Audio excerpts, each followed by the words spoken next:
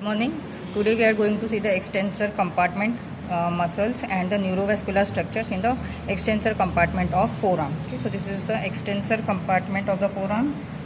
So we have seen the flexor compartment. So this extensor compartment, in the extensor compartment muscles are arranged in two layers, that is superficial layer and deep layer. So in the superficial layer there are 7 muscles are there, and in the deep layer 5 muscles are there. First we will see the superficial muscles in the superficial layer. So from medial to lateral there is extensor carpi ulnaris. So this is extensor carpi ulnaris muscle. Then you will get the extensor digiti minimi. This is extensor digiti minimi. Then extensor digitorum. Okay, so these are the tendons of the extensor digitorum. Then extensor carpi radialis brevis, extensor carpi radialis longus, and most laterally there is brachioradialis muscle.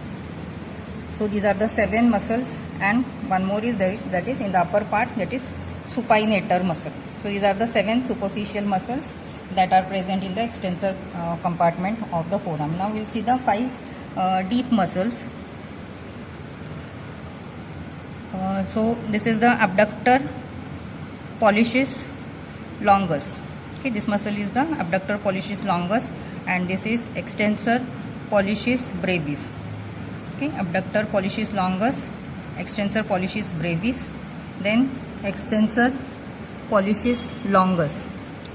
Okay, extensor pollicis longus, and extensor indicis. Okay, so this is the extensor indicis muscle. Okay, so these are the 5 muscles present in the deep group of the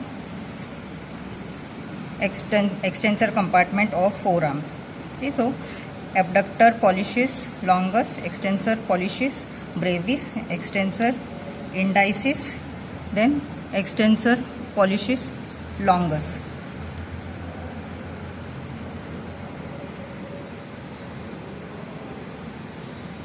Okay, now we will see the neurovascular structure.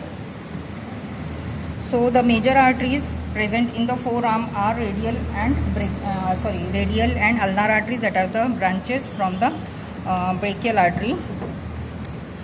Now these two arteries, radial artery and ulnar artery, they supply the hand by forming the superficial and deep palmar arches, and the branch from the ulnar artery, that is the common interosseous artery, it divides into 2, anterior and posterior interosseous artery. Anterior interosseous artery runs downwards in front of the interosseous membrane and supplies the flexor compartment of the forearm, and the posterior interosseous artery, it enters the posterior or extensor compartment through a gap that is present between the oblique cord and the upper border of the interosseous membrane. Then it enters the extensor compartment and it runs downwards. It runs downwards and in front of the behind the interosseous membrane. Okay, so we'll see over here.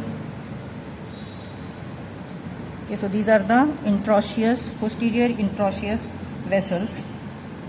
Okay, and it is here, it is accompanied by the posterior interosseous nerve. Okay, so this is the posterior interosseous nerve, and these are the posterior interosseous vessels. So these posterior interosseous vessels, it is a branch from the ulnar artery.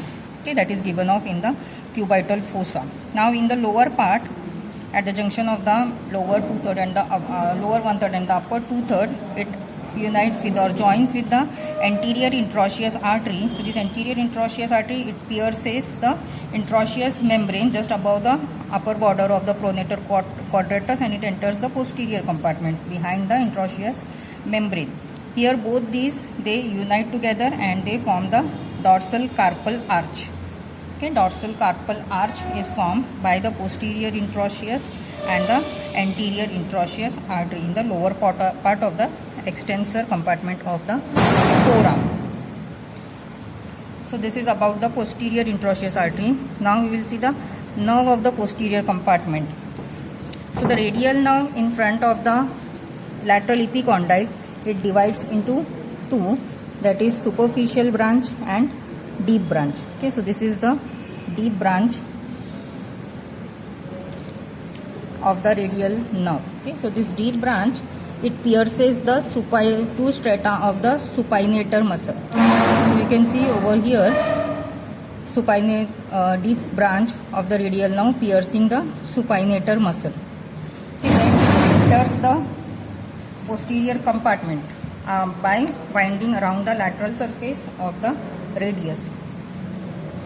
Okay, then while running between the superficial and deep grooves of the extensor compartment, it divides into 3 short branches and 2 long branches. So 3 short branches, they supply the extensor carpi ulnaris muscle, extensor digiti minimi and extensor digitorum. Then 2 long branches, they again divide into lateral set and medial set. Medial set, it supplies the extensor indicis and the extensor pollicis longus muscle. Okay, so this is the extensor tendon of the extensor pollicis longus.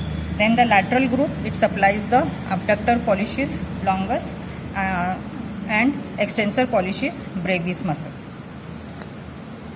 Then the 3 muscles, that is brachioradialis, supinator and the extensor carpi radialis brevis, these 3 muscles, they are directly supplied from the trunk of the radial nerve, and all these remaining muscles, they are supplied by the posterior interosseous nerve. Now trace distally this posterior interosseous nerve. Okay, so this is the posterior interosseous nerve. So trace distally, it forms or it ends in a terminal enlargement that is called as pseudoganglion. Okay, pseudoganglion. So branches from the pseudoganglion, they supply the carpal ligaments and the intercarpal joints. Thank you. Now we will see the anatomical snuff box. So this anatomical snuff box is the depression that is present in front of the wrist on the radial side. So its boundaries are laterally, it is bounded by the tendons of the abductor pollicis longus and extensor pollicis brevis.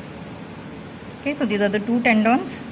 So abductor pollicis longus and extensor pollicis brevis, and medially it is bounded by the tendon of the extensor pollicis longus. Okay, so these are the boundaries of the medial and lateral boundaries of the anatomical snuff box.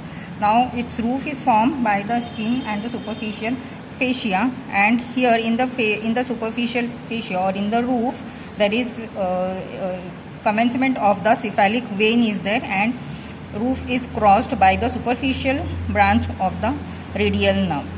Okay, so superficial branch of the radial nerve, it crosses the anatomical snuff box through its roof.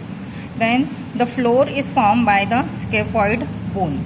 Okay, scaphoid bone, and its content is radial artery. Okay, so this is the radial artery, that is the important content of the anatomical snuff box.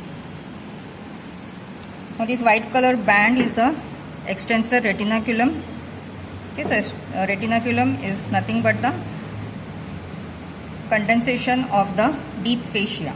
Okay, so this is the extensor retinaculum. So medially it is attached to the scaphoid bone and the triquetral, and laterally it is attached to the lower part of the anterior border of the radius just above the styloid process. Then fibers runs downwards and medially. Okay, so this extensor retinaculum, it retains the tendons, all the tendons of the muscles of the extensor compartment in its position during the movements. Thank you.